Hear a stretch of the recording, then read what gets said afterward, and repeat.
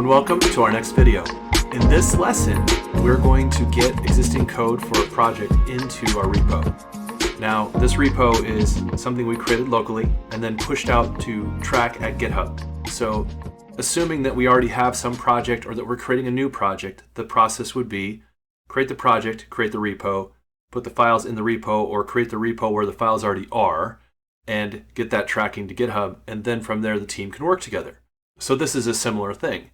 So this could just as easily have been create the files locally here. We could have gone in and just started adding our files here and making a new project, as it is to bring an existing project in. Now, to make this more fun, I decided to see, well, what would it take if I just had ChatGPT and some image generation build this site for me? So just so you know, this entire thing is going to be generated by ChatGPT and by Microsoft Designer. So I went out and I prompted it. I said, can you give me a simple HTML file which references the site and the site.js and CSS for styles, JavaScript, a landing page that displays movie posters and showings. It did that. It worked okay, but it wasn't very good. So I said, can you make the posters of the max height of 300 px and move them scroll left to right? So it did that. And then I said, you know what, that's great, but can you make sure the times for the showing are included in the same block? So it updated the code for that. And then I said, can you put the movies in a carousel showing only one movie at a time? And it did that, but then it didn't scroll. So my final prompt was, the movies aren't scrolling, can you add left to right buttons as well, and timer function to auto scroll? And with just those prompts in just a few minutes, it actually generated this website for us, which is going to be movie showings. It has some next and some previous buttons. And so I didn't really know what to make for movies and didn't want to get like copyright problems for doing real movies. So I said, well, let's go to Microsoft Designer. And so I went to Microsoft Designer and I was able to ask it to make movie posters. And this is the last one where I made a movie poster and letter orientation for a World War II pilot ace. So clearly, right now, we're getting to the point where AI is really good, but it's not going to replace us. We have to be able to know what's right and wrong yet. So clearly this isn't the coolest thing in the whole world, but hey, it took about 10 minutes and I got a really nice working site here that I could use for this demo and thought that'd be just something fun to show.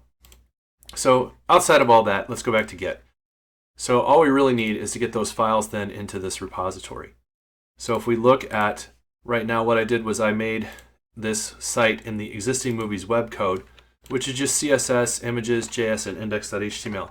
Now again, this is assuming you already had a project and didn't create the repo in that folder. We could have just as easily created the repo right here in this folder and then just track the remote that way, which is probably a little bit better way. But maybe you didn't know that. Maybe you didn't have that option.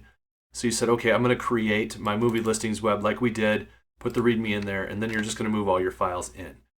So I'll make these files available for download in case you want to do that, so that you could move them in, or you could just create your own, whatever makes the most sense. Or you could just add a couple files and call it good. It doesn't really even have to be a working site. Just something to get a little bit of practice with putting the files in place. If we then say git status on those files, we see that we have the folders and the different files that are added. So again, this was a pretty big move, so I'll just do git add dot. Let's actually clear this up. And I'll do git add dot, and that will add them all to staging. Again, it's kind of cool to watch it go through staging here. You can see this.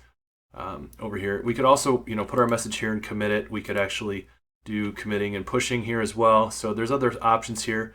If you decided you didn't want to have the journey for whatever is staged, you could unstage that one and it takes it back. And if we said git status, you see now that one is unstaged. So again, we can just add it back in, stage it back. So that's just calling the add command and the remove command, or basically reset command.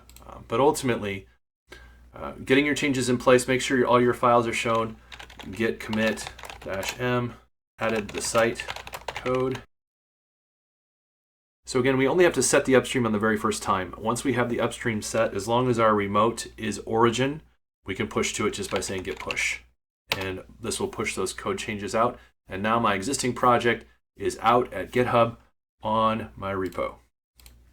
And so if I go to my repo, take a look here, you can see that on this page now I have the index.html.